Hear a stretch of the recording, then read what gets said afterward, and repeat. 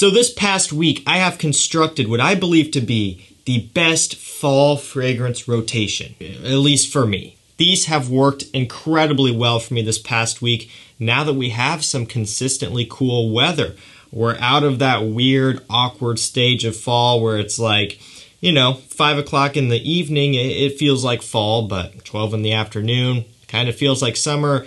You don't know what's going on. You don't know what to do. You don't know what to wear.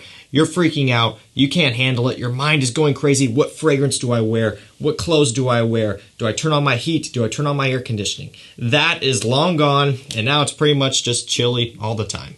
This is what I've been waiting for. This is now the time that we can bust out our heavy, strong, sexy, spicy fragrances. That's what I did this past week. Rochas Moustache Eau de Parfum.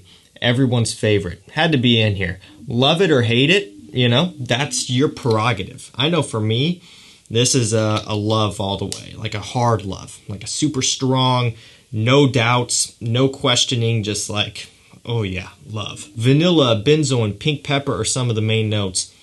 It's a star. If you like vanilla, if you like a bit of a spiciness, if ultimately you have your mind set on something unique, then this is what you need, at least on the designer side of things. Because how often do you really get all of that in a designer package? Affordable, unique, high quality, great smell, mass appeal. Usually it's pick 2 or 3 of those and then screw the others, because that's normally how it goes. But for me, this really does check off all of the boxes. There's not a single thing that I would change about this one. And I can't say that about too many fragrances.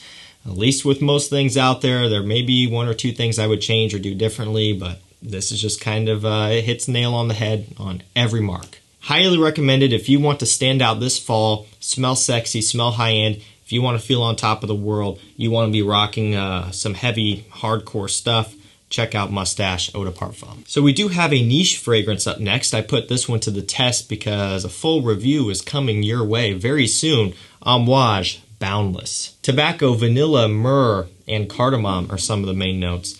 As soon as I saw that note breakdown, I knew that this was going to be a love for me. Like, that's all it takes, really. If you put tobacco, vanilla, tonka bean, cardamom, of any sorts, pick 1 or 2 in a fragrance. If it's done well, I'm going to love it. And it is done to absolute perfection here.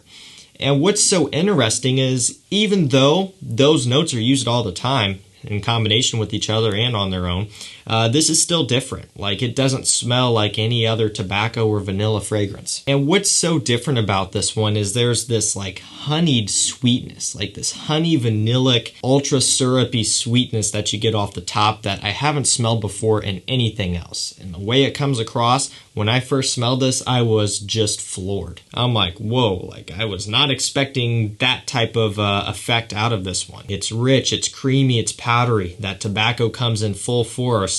This right here is another hit from Amouage. And the tobacco note in here might be one of the best tobacco notes I've smelled, at least for me. I mean, it's there. It's strong. If you don't like tobacco, you're gonna hate this stuff. And some fragrances, designer and even niche, some people who aren't a fan of tobacco may be able to, you know, just let it slide. I'm just gonna push that aside and just smell everything else and just forget about that for 1 second. And maybe if I don't think that's tobacco, I won't notice it. You can get away with that in some.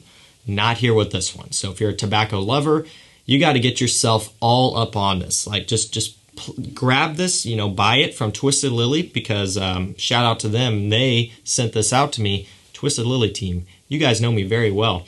So buy it from them and use my code CHAOS10 for 10% off. That's going to be about the only way you can get this one at an actual discount. So if you like saving money, buy it through them and use my code. It's a no-brainer.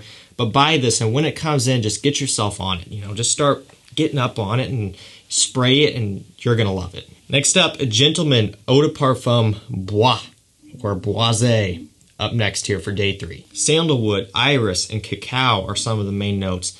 This is one where the more I smell it, the more I like it.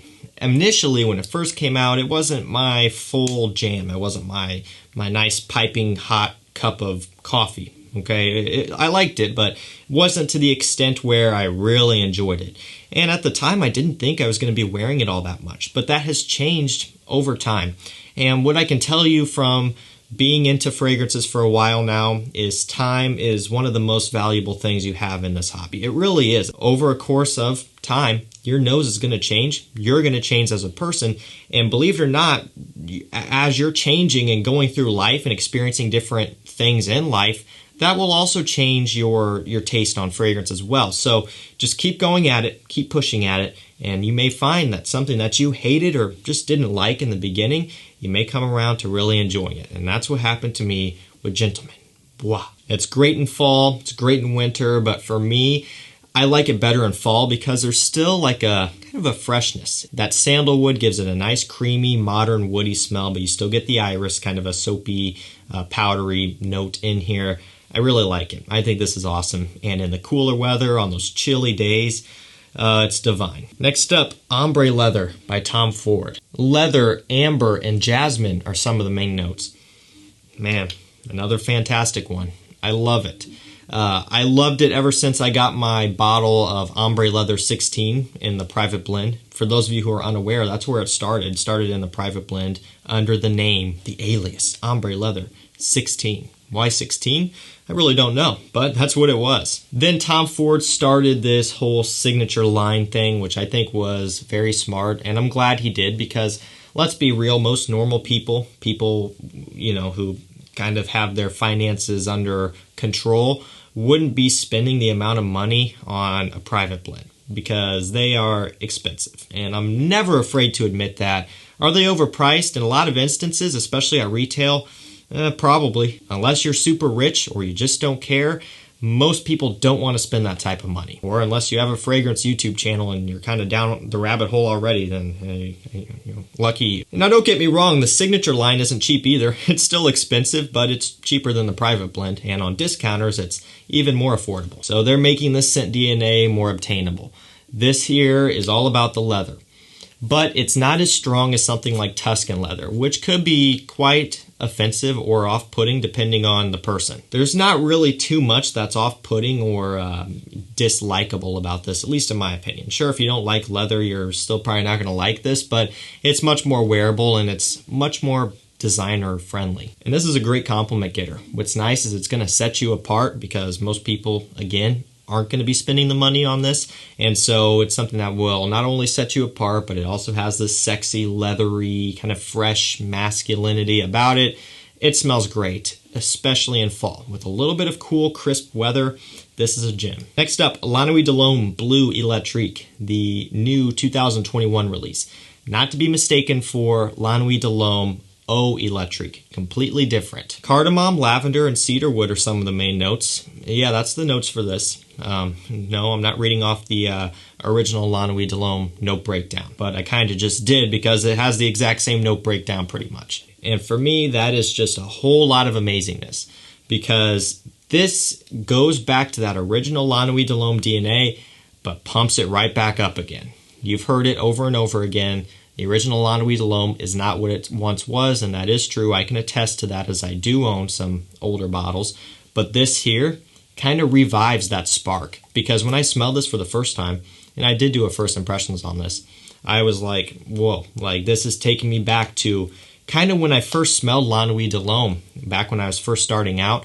That made a huge impact on me, and this kind of revived that, you know, it kind of took me back. For lovers of the original Nuit especially if you were back in 2009, you know, when you were smelling it when it first came out and in its full strength, its full form, and then you've smelled it over the years as it's been tampered with, you have to get all up on this. It smells fantastic in the fall. This type of thing would work great in winter as well, but I like it when there's still a little bit of a tolerable temperature.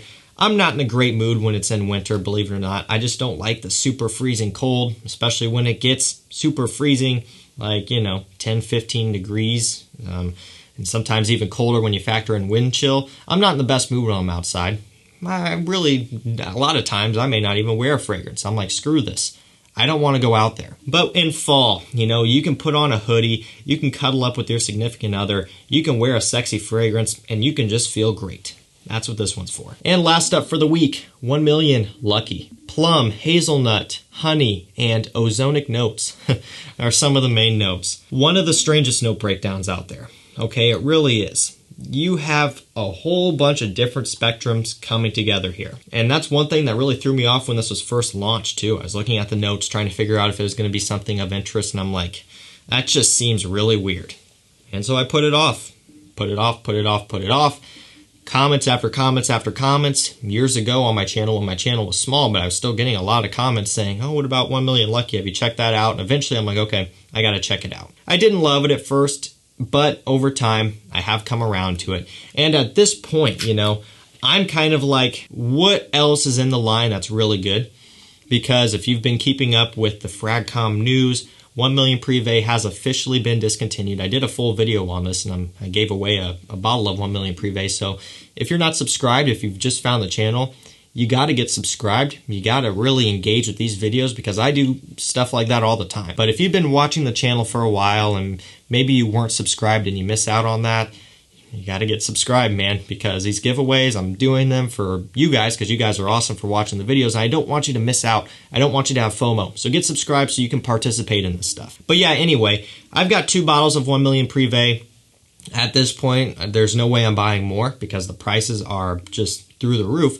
So I'm like, okay, you know, I don't want to just burn through 1 Million Privé. Realistically, 2 100 ml bottles is enough for kind of a lifetime the way I would wear it because I'm not going to wear it every day. But I'm like, I want to wear some other ones and feature some other ones from the line that are actually in production. And next up on the list would probably be 1 Million Lucky. I really do like how it smells. I sprayed it a second ago. I can still smell it in the air. It smells really good. You get that plum up top, very unique, along with the honey, kind of a sweetness. The hazelnut, which is different. You know, you don't get that every day, giving it this nutty sweetness as well.